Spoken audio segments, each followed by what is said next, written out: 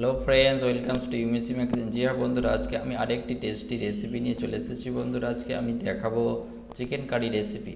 খুব সহজে বাড়িতে কী করে চিকেন কারি তৈরি করবেন সম্পূর্ণ রেসিপি ভিডিও আপনাদের সাথে শেয়ার করব।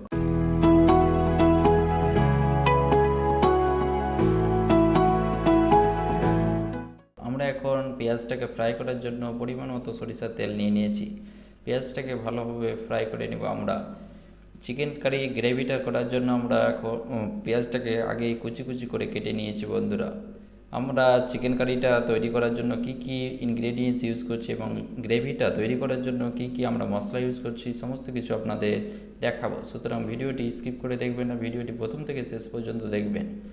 এইভাবে চিকেন কারি রান্না করলে বন্ধুরা খেতে একবার খেলে বারবার খেতে ইচ্ছা করবে। এখন আমরা এর সাথে রসুন এবং পেঁয়াজ বাটা পেস্ট মিক্স করে দিলাম, গ্রেভিটা যাতে আরও ভালো হয়। আমাদের পেঁয়াজটা ব্রাউন কালার হয়ে গেছে। এখন আমরা চিকেনগুলো কড়াইয়ে দিয়ে দিলাম, পেঁয়াজগুলোর সাথে মিক্স করে দিলাম। এখন আমরা চিকেনটাকে ভালোভাবে ফ্রাই করে নিব। চিকেনটা ভালোভাবে ফ্রাই না করলে কিন্তু গন্ধটা থেকে যায় চিকেনের। এর জন্য আমরা এখন চিকেনটাকে ভালোভাবে ফ্রাই করে নিচ্ছি। আমরা এই চিকেন কারিটি উনুনে রান্না করছি, আপনারা চাইলে গ্যাসেও রান্না করতে পারেন। উনুনে রান্না কিন্তু দারুণ টেস্টি হয়। আমরা এখন এর সাথে ঝাল পাতা দিয়ে দিলাম। এখন আমরা এর সাথে পরিমাণ মতো হলুদ গুঁড়ো মিক্স করে দিলাম। এর সাথে হালকা পরিমাণে আমরা লবণ মিক্স করে দিলাম, যাতে ইজিলি মাংস থেকে পানিটা খুব সহজে বেরিয়ে চলে আসে ফ্রাই করার সময়। আমরা এখন ভালোভাবে মিক্স করে নেব মশলাগুলো যাতে মাংসটা ভিতরে প্রবেশ করে। এর জন্য ভালোভাবে আমরা নাড়াচাড়া করে নিচ্ছি। জি হ্যাঁ বন্ধুরা, আপনারা অবশ্যই এই চিকেন কারি রেসিপিটি বাড়িতে তৈরি করবেন। খুব সুস্বাদু এবং হেলদি রেসিপি। বন্ধুরা, আমাদের ফ্রাই চলছে চিকেনটা। আমরা কিছুক্ষণের জন্য এটাকে 2 থেকে 3 মিনিটের জন্য ঢাকা দিয়ে রেখেছিলাম। উনুনে যাতে না নিচে লেগে যায় সেদিকে লক্ষ্য রাখবেন, হালকা পরিমাণে জালটা রাখবেন।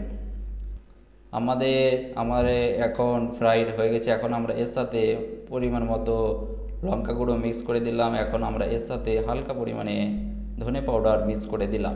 এখন আমরা এর সাথে হালকা পরিমাণে জিরে পাউডার মিক্স করে দিলাম। আপনারা আপনাদের স্বাদ অনুযায়ী মশলাগুলো ইউজ করবেন।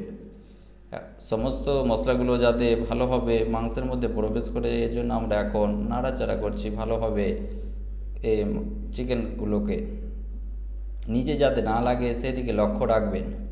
ভালোভাবে আমরা মাংসটাকে কষে নিচ্ছি। জি হ্যাঁ বন্ধুরা, দেখুন কি সুন্দর কালার চলে এসেছে আমাদের মাংসটা, চিকেন কারিটা। চিকেন কষা হয়ে গেছে। বন্ধুরা, আমরা চিকেন কারি করার জন্য এখন আমরা এর সাথে হালকা পরিমাণে পানি মিক্স করে দিলাম।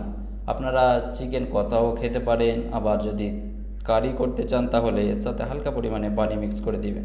এবং শেষে আমরা কি মশলা ইউজ করছি সেটাও আপনাদের দেখাবো। সুতরাং শেষ পর্যন্ত দেখুন।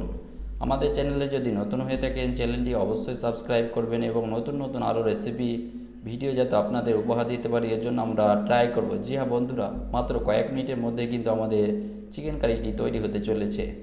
এখন আমরা এর সাথে পরিমাণ মতো গরম মশলা মিক্স করে দিলাম, যাতে টেস্টিটা আরও বেড়ে যায় চিকেন কারির।